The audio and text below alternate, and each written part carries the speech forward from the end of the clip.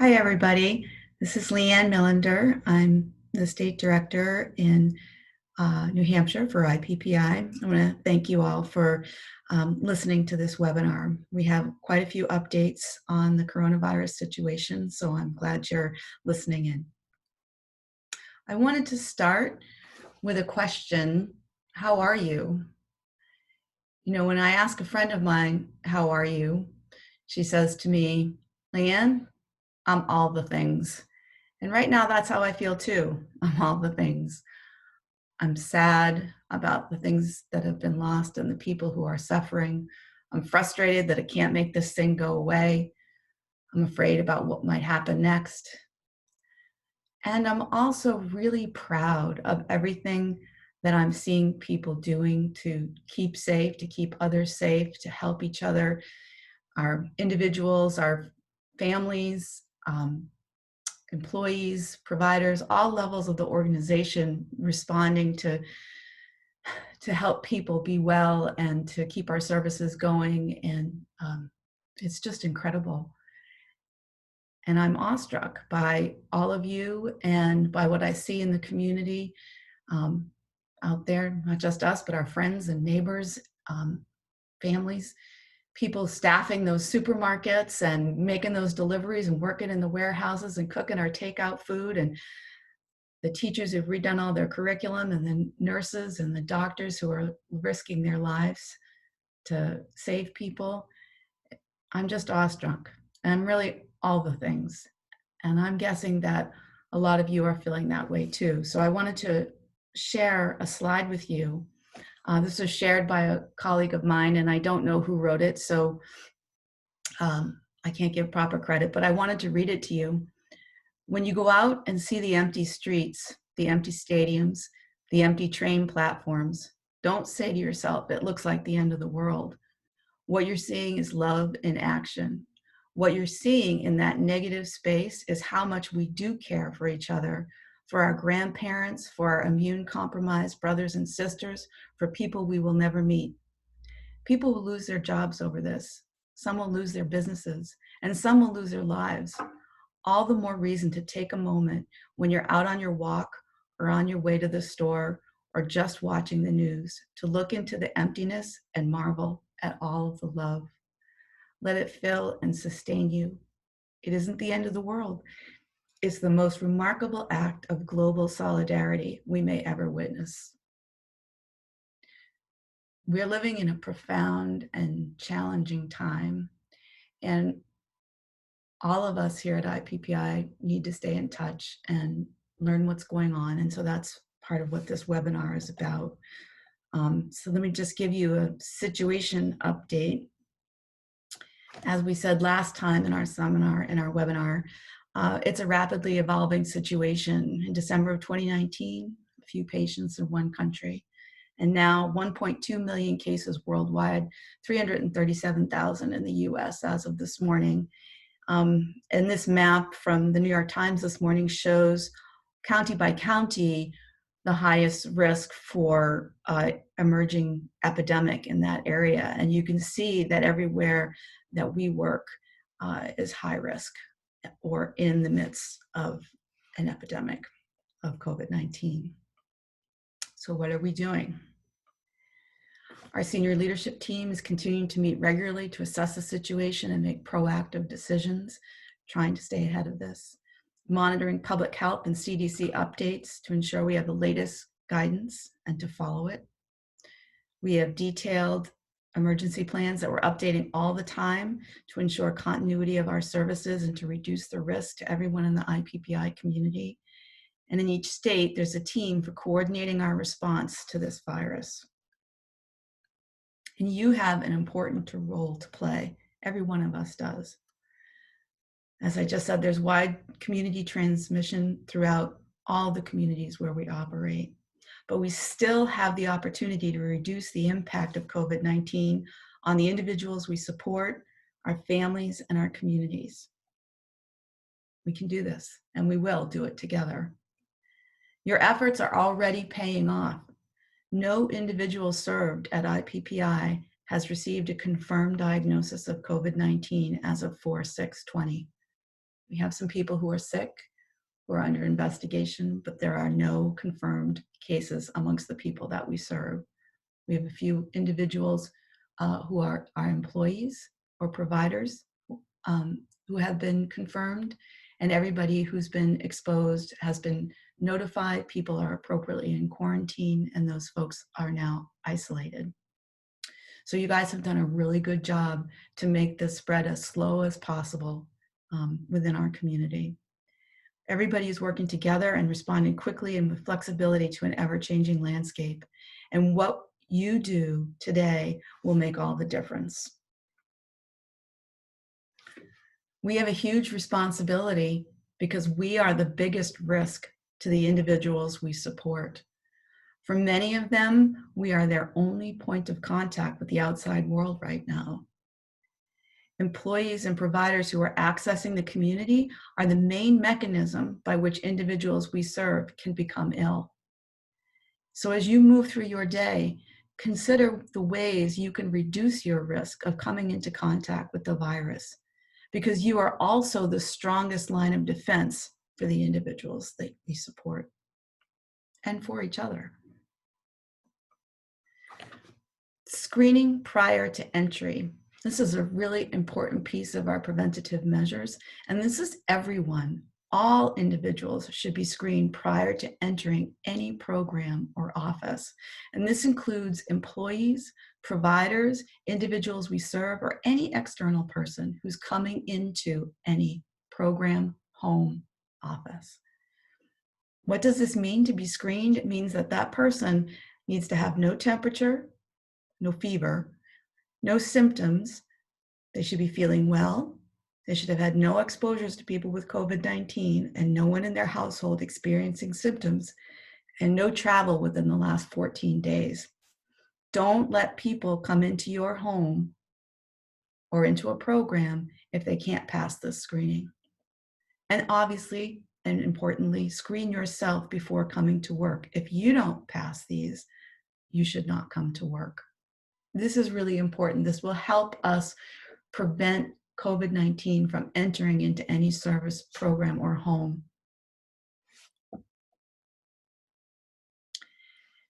Also, everyone, all the time, not just at work, all the things we've been talking about for weeks now. Cover your cough or sneeze with a tissue that you throw away immediately.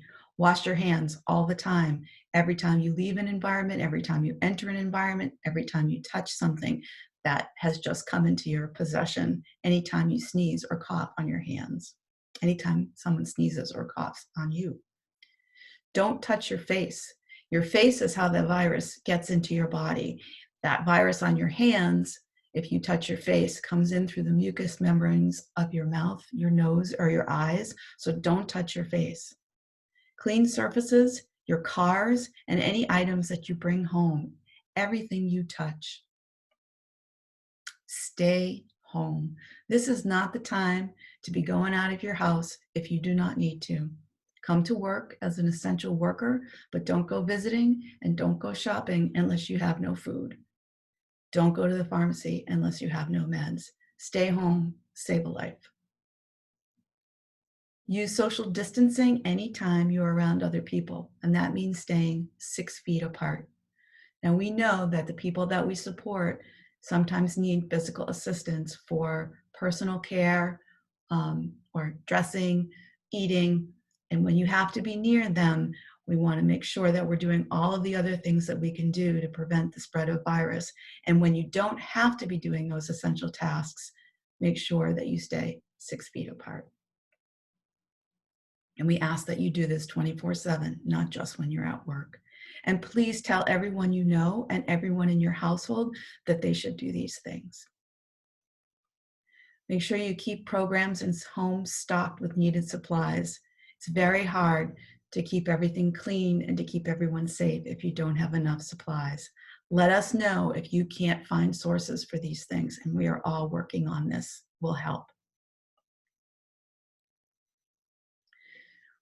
Well, we're adding this week to our preventative measures are homemade cloth masks. I'm sure you've been hearing about this in the news, and so we wanted to talk about it and talk about what IPPI is doing with regard to homemade cloth masks.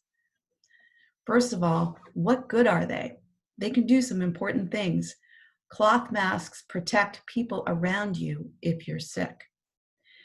Know that people can spread the virus even if they don't have symptoms. 25 and maybe even 50% of the people who test positive for COVID-19 do not have any symptoms at all. So masks can block the virus when you talk or cough. So even if you feel well, wearing a mask is a gift to the people around you, because you could be carrying the virus and not know it. And when you wear a mask, you make it less likely that the virus in your breath or cough or sneeze is going to reach somebody else. But these masks have limitations. They don't prevent you from getting sick. Air can get around these masks. And so if there's already virus in the air, you could still breathe it in. So what does that mean? That everything else you're doing to prevent spread of the virus is still absolutely necessary, even if you're wearing a cloth mask. It can't replace the hand washing, the cleaning, the social distancing that you've been doing all along, that you must continue to do.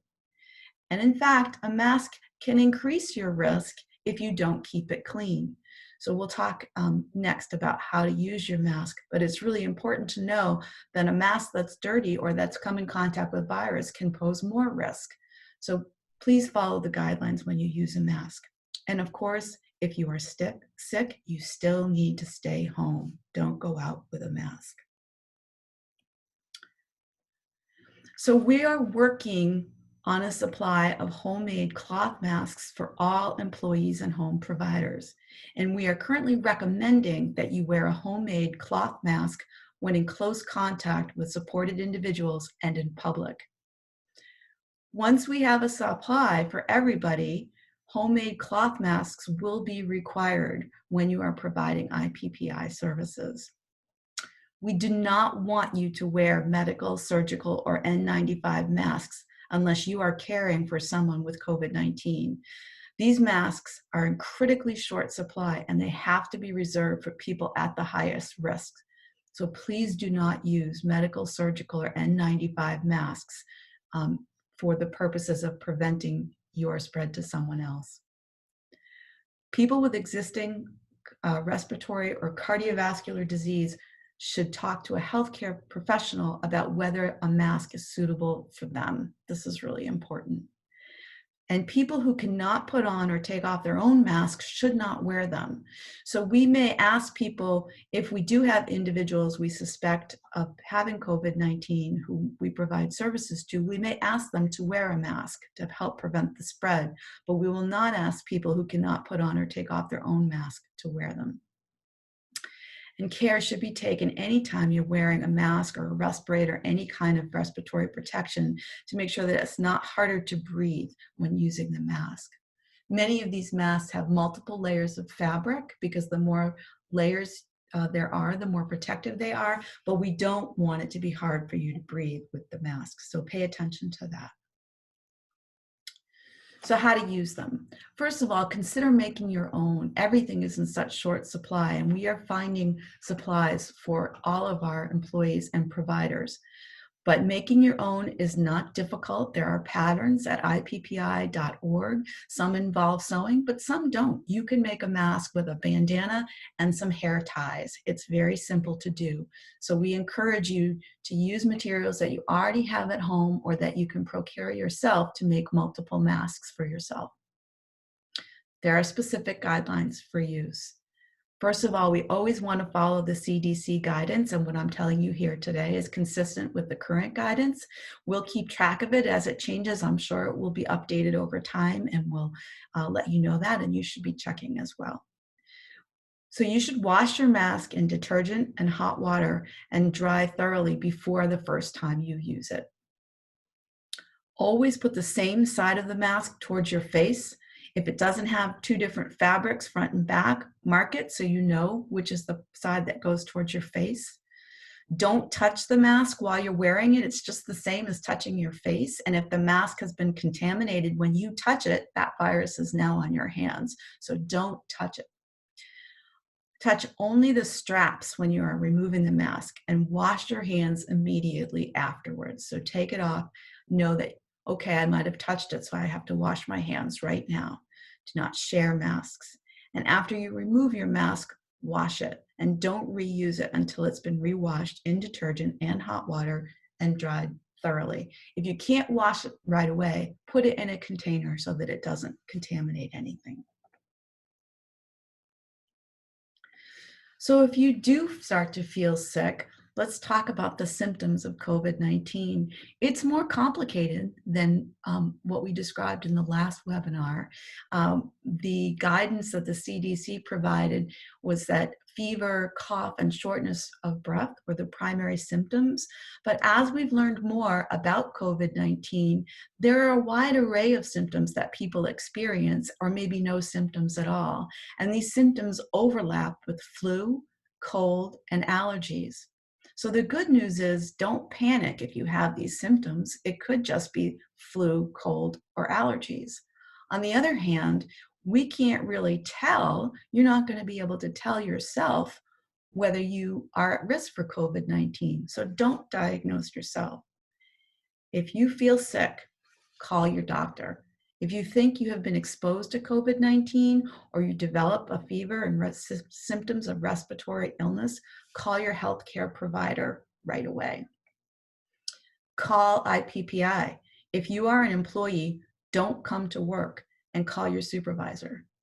If you are a home provider, isolate yourself from individuals as soon as it is safe to do so and call your coordinator. Don't leave people unsupervised, but by all means, call your coordinator right away and we'll help you. If you work someplace else or you get exposed in some other aspect of your life outside of IPPI, please report all exposures to your supervisor or your coordinator. Unless you receive a certain diagnosis of something else, IPPI will respond as if you may have the virus. And this is to ensure that we stop the spread within our programs. So what is that response? There are really 3 levels of responding to symptoms: self-monitoring, quarantine, and isolation.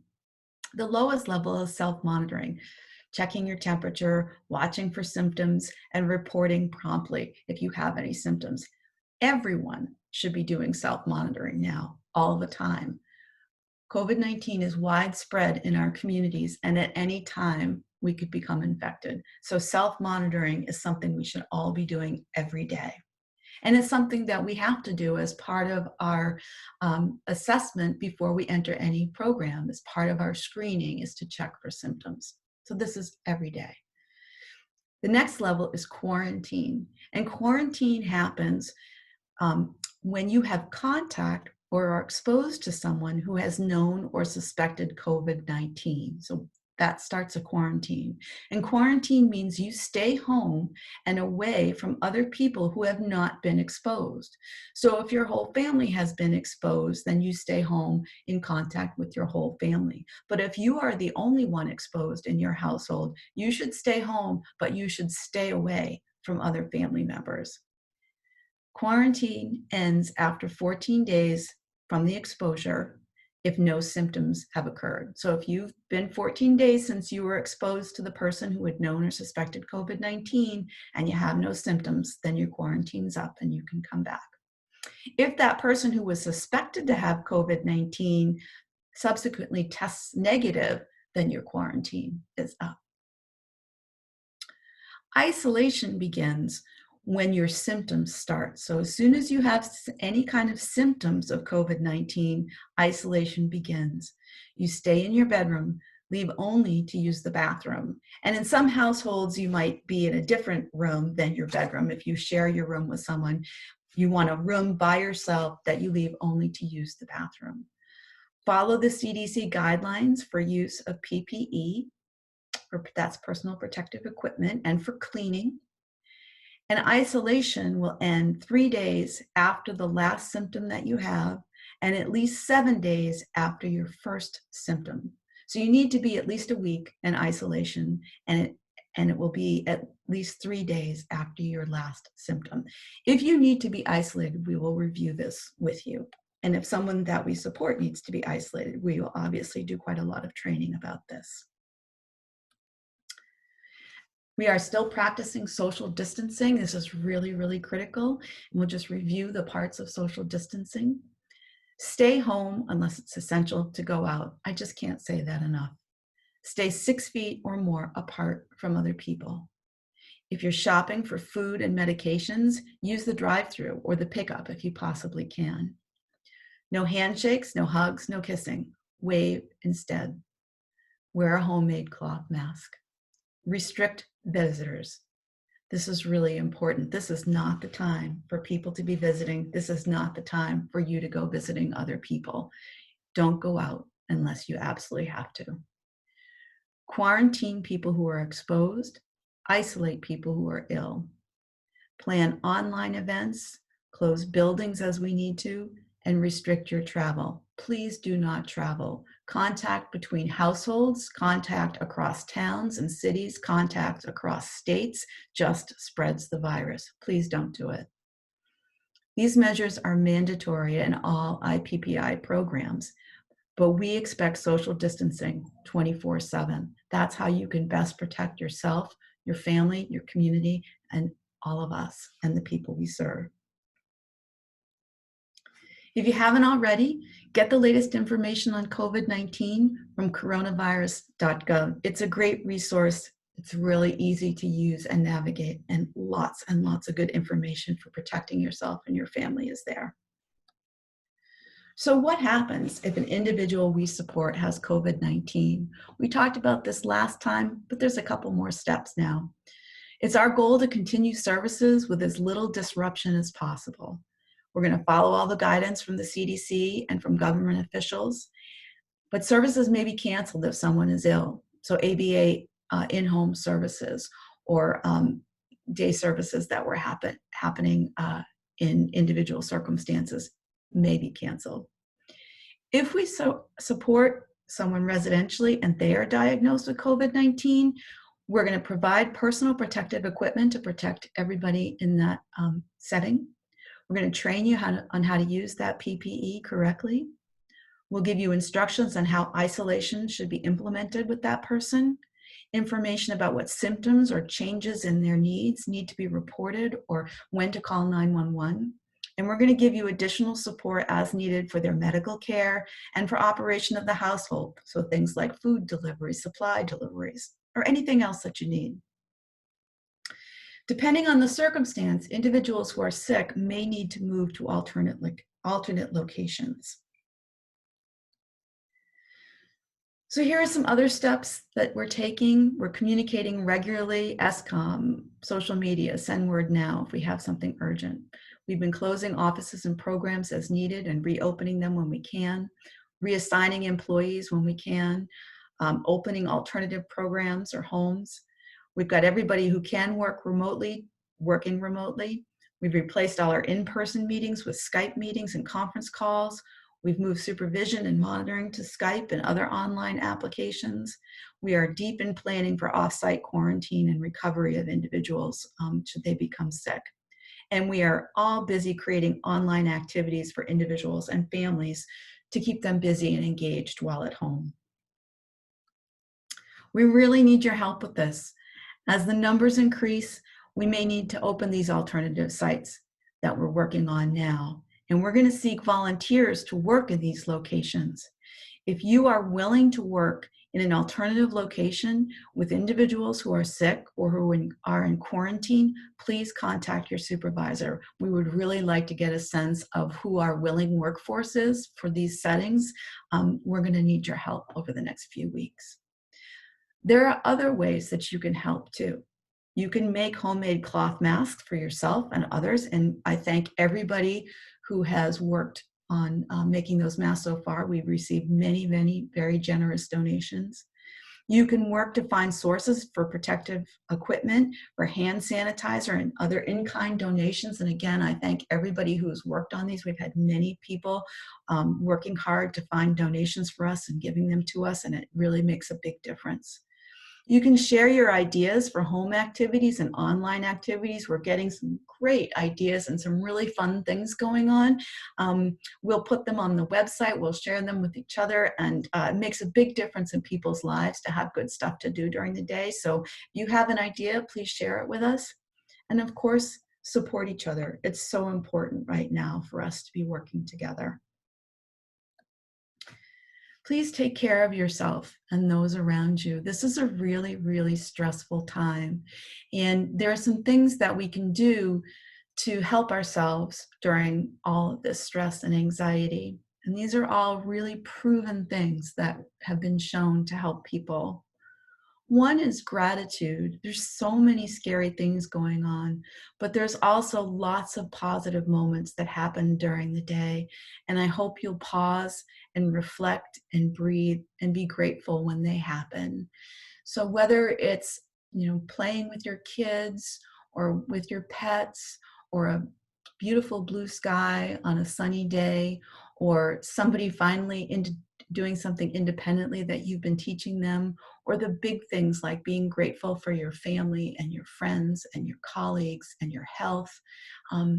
Just taking a moment to think about all that we are benefiting from and all that we enjoy can really make a big difference in how you feel.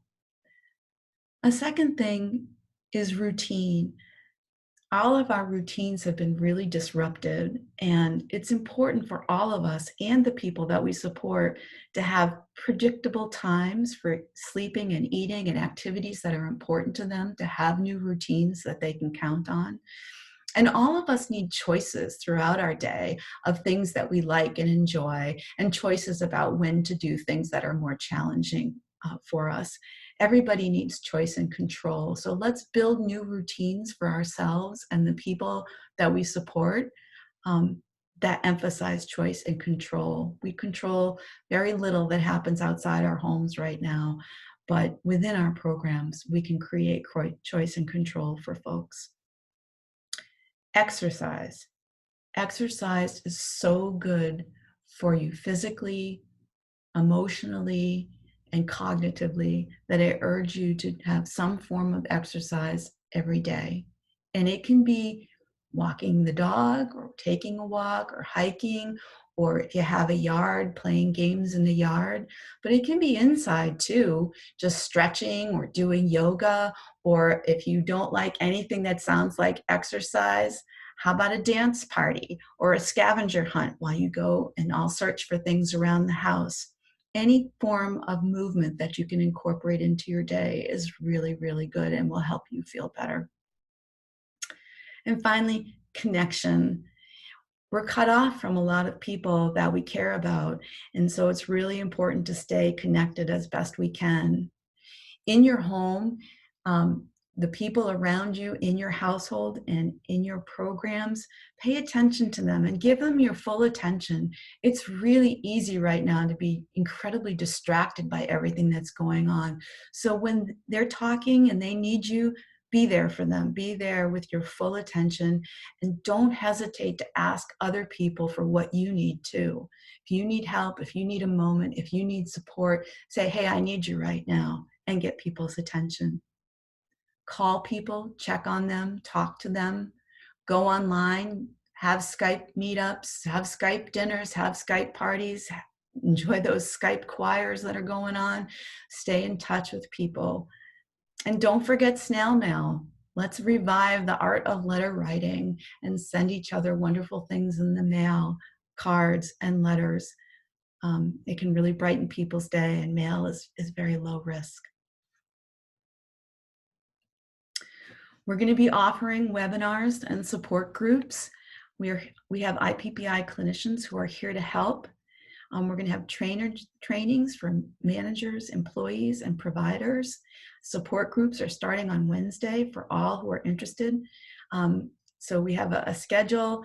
Tuesday at 11 is supervisor training. Wednesday, the 8th at 8 a.m. is a support group. At 5 p.m. is a support group. Thursday the 9th, we've got supervisor training and staff training. And we have shared living provider training coming up, and we just have to announce the date. All trainings will be recorded and posted online so that you'll be able to access them anytime, and you'll be receiving details about these offerings in this week's agency-wide email. We are all in this together. So keep calm and carry on. I thank you for listening to this webinar. Stay well and take care.